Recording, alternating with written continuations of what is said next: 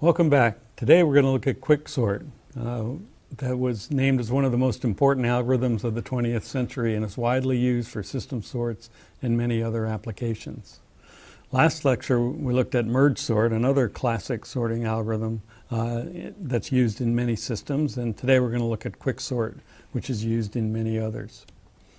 You can even get a Quicksort t-shirt nowadays. So what is the Quicksort method?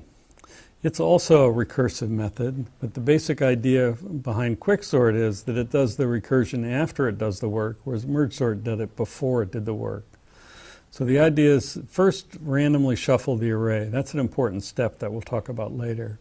And then partition the array. So that's to divide it so that for some value j, the entry a of j is in place in the array.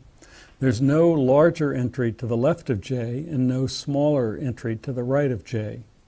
Once we have the array partitioned in that way, shown here in the middle, right here we have k in its position and we have everybody to the left, there's nobody greater than k, and everybody to the right, there's nobody less.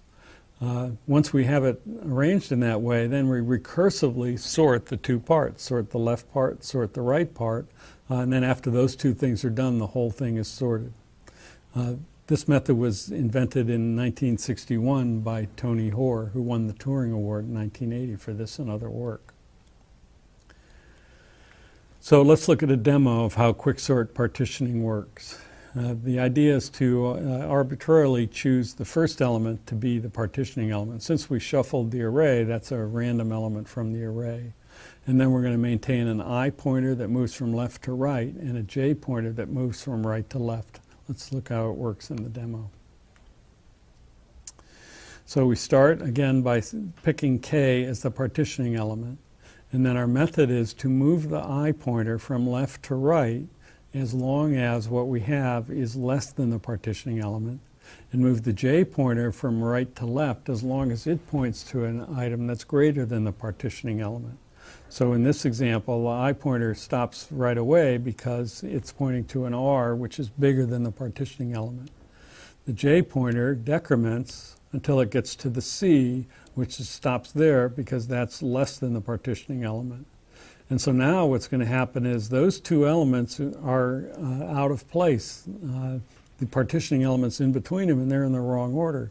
So all we want to do is exchange those and then move on. Now we increment I as long as it's pointing to an element that's less than the partitioning element. Stop here at T because that's bigger. And now we decrement J as long as it's pointing to something that's bigger than the partitioning element. Stop here at I because that's less. Again, T and I are in the wrong places. If we exchange them, we'll maintain the invariant that everything to the left of I is less than the partitioning element, or nothing to the left of I is greater than the partitioning element, and nothing to the right of J is less than the partitioning element. So exchange them. Increment I as long as it's less. Stop at L. Decrement J as long as it's greater. Stop at E. Those two elements are out of position, so exchange them. Now increment I, stop at the L, which is greater than K. Decrement J, stop at the E, which is less than K. And now at this point, the partitioning process is complete because the pointers have crossed and we've looked at everything in the array. In fact, J points to the rightmost element in the left subfile. It's everything that's not greater than K, so we can just exchange J with our partitioning element, and now we've achieved the goal of partitioning the array so that A of J is in its position, nobody to the left is greater, nobody to the right is less. Now the code for partitioning is straightforward to implement. Down below shows the state of the array before partitioning, during, and after partitioning. So in the end, the J pointer is pointing to the partitioning element V, which was in position V in the first place. All during the partitioning process, the code is maintaining this invariant, where everything to the left of I is less than or equal to V, everything to the right of J is greater than or equal to V, and we haven't looked at things in between. So Finding incrementing I as long as it's less is a simple while loop, and then we put a test to make sure we don't run off the right end of the array.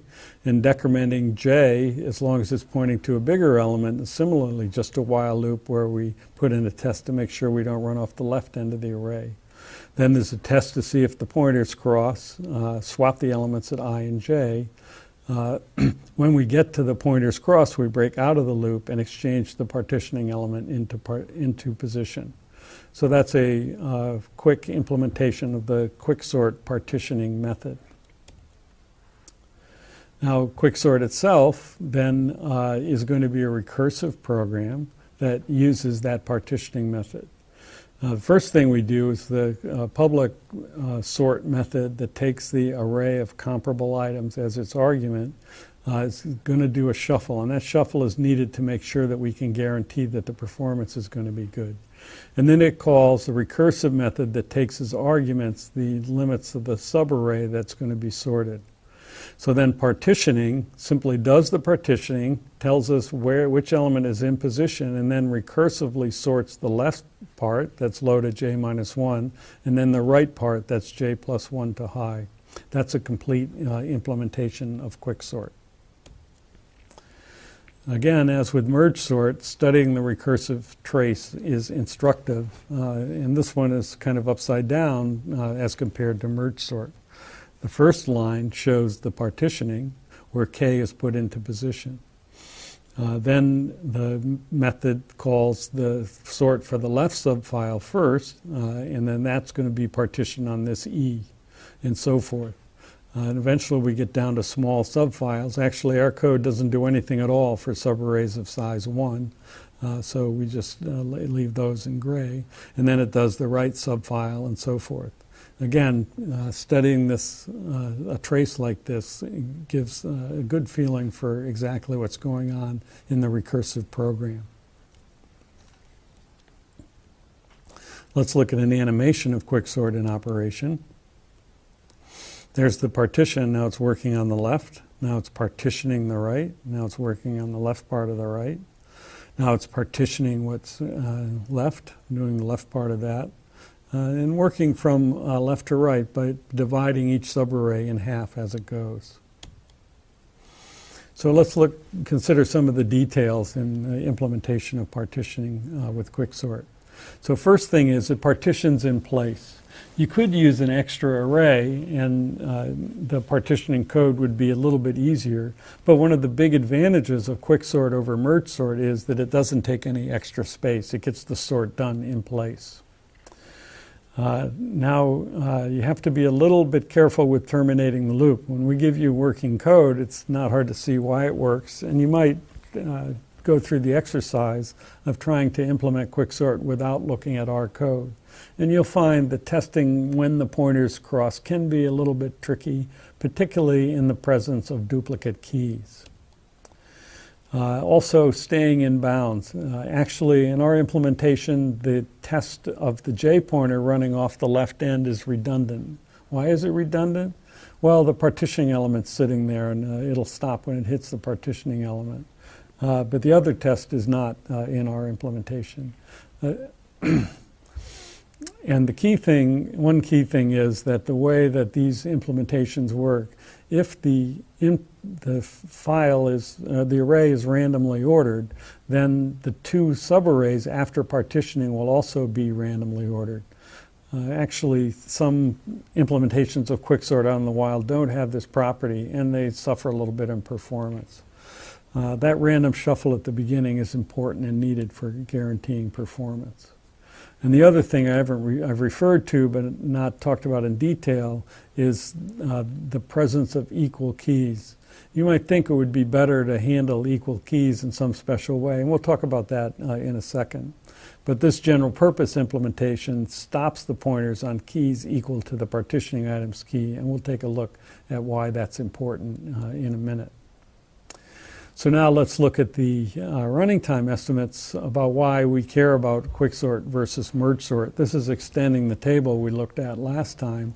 And you can see over in the right column here, Quicksort is quite a bit faster than merge sort.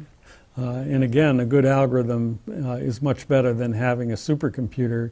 Even on your PC, you can sort a huge array of 1 million items in less than a second and 1 billion items in only a few minutes. So again, this sort of timing is why Quicksort is so widely used, because it's simply just faster than merge sort.